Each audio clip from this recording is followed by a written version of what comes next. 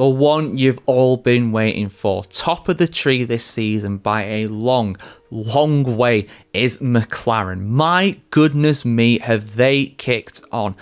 In qualifying, they are quick, but in race trim, it has become a regular occurrence for both Lando Norris and Oscar Piastri to gap the entire field behind them by at least 30 seconds, around half a lap around some circuits.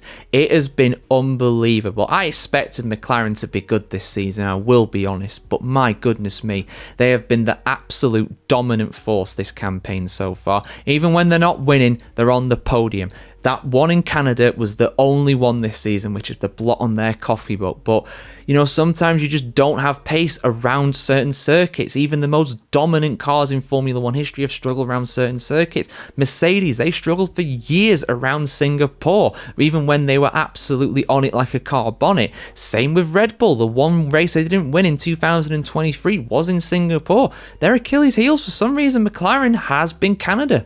Don't know, can't explain it, but it happens. Nobody's perfect. 24 races in a season, you're going to slip up or you're going to have struggles relatively at some point. You design a car that is meant to be good around every single track, and it will have somewhere it's not particularly great.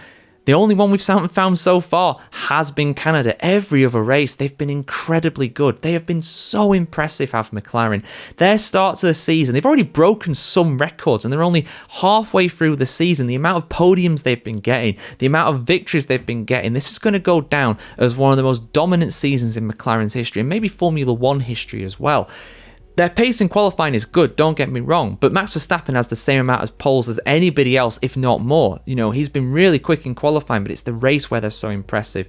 They're two drivers as well, Lando Norris and Oscar Piastri. I mean, Piastri has, this is his third season in Formula One. Lest we forget, he's so inexperienced, but he's already got himself to the top of the championship.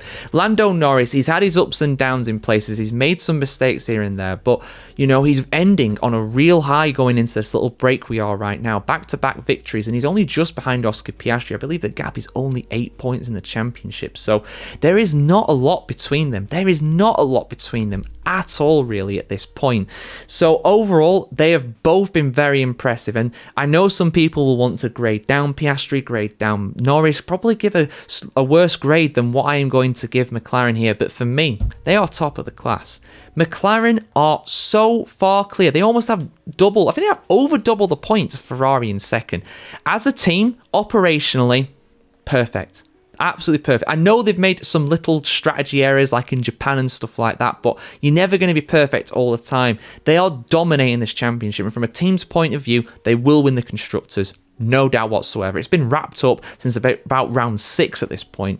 Piastri and Norris both have made mistakes. Both have had some errors here and there. Norris in qualifying most notably. Piastri with the odd error here and there, of course, most notably at the British Grand Prix last time out. You can debate about the penalty and the severity of it, but he still made a mistake. So they've not been perfect, but whichever one of these two, because it's going to be one of these two that wins the championship, is going to get an A star, and the other one will probably get at least an A. It's going to be neck and neck. It's going to be a very exciting season, and as a McLaren fan, I'm absolutely loving it. So for me, they are getting top of the class. The only A star grade in this entire ranking goes to the team of McLaren. No driver's got it, not even Verstappen. No other team has got it.